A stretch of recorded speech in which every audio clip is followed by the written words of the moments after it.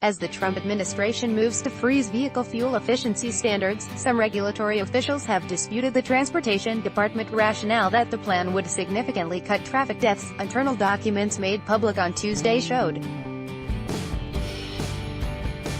The Transportation Department under President Donald Trump has proposed rolling back Obama administration rules requiring tough fuel efficiency standards and freezing the standards at 2020 levels through 2026.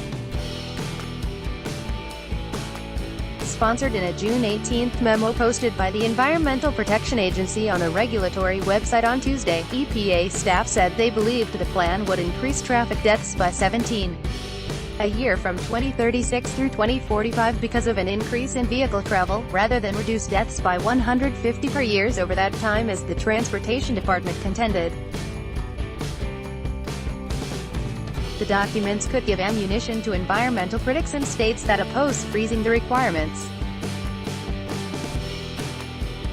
Senator Tom Carper, a Democrat, said the documents suggested the proposal is based on bogus science and fundamentally flawed assumptions. The administration's own EPA itemized its technical concerns about the plan's baseless claims, but and the White House seems to have willfully ignored much of it. The EPA staff also concluded the plan would result in net societal costs of $83 billion, compared with the Transportation Department's estimate of net benefits of $49 billion.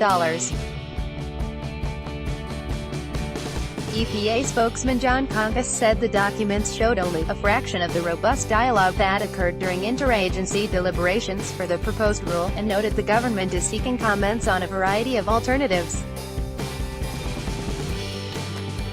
The final proposal did not adopt those EPA staff fatality estimates. The Transportation Department did not immediately comment. The EPA made the documents public on Tuesday as it launched the formal regulatory process. Two people briefed on the matter said the proposal was expected to be published in the Federal Register early next week, kicking off a 60-day comment period. The Transportation Department said in its August 2 joint proposal with EPA that freezing the fuel standards would save at least 12,700 traffic fatalities by reducing the price of new vehicles and prodding people to buy newer, safer vehicles more quickly, or up to 1,000 deaths per year in the initial years that the rules are in place.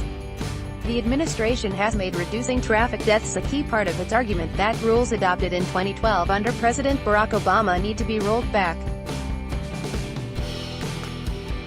The administration has titled its proposed regulation the Safer Affordable Fuel-Efficient Vehicles Rule. Emails among the documents posted showed EPA staffers and meetings questioned modeling by the Transportation Department's National Highway Traffic Safety Administration, NHTSA.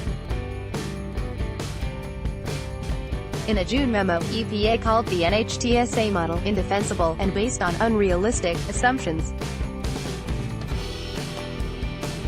EPA and NHTSA clashed over estimates about the future size of the U.S. vehicle fleet, total vehicle miles driven, automaker compliance costs, as well as how long it would take consumers to recoup costs of buying fuel-efficient models, the emails showed. The EPA document said the proposal could result in the loss of 27,000 to 35,000 jobs per year. NHTSA said in a July 12 email to a White House office overseeing the proposal that the EPA criticism relied on a developmental version of its model and defended its analyses.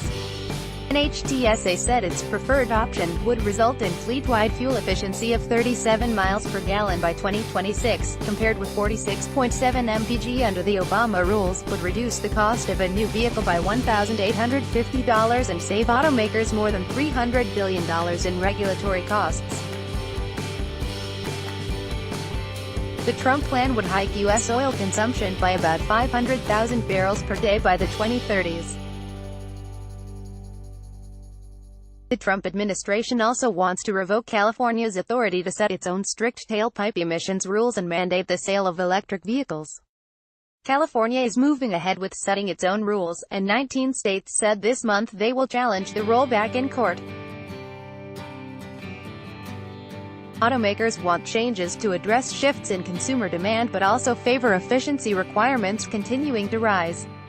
They have urged California and federal regulators to negotiate an agreement that would avoid a lengthy legal battle. Reporting by David Shepardson, editing by Cynthia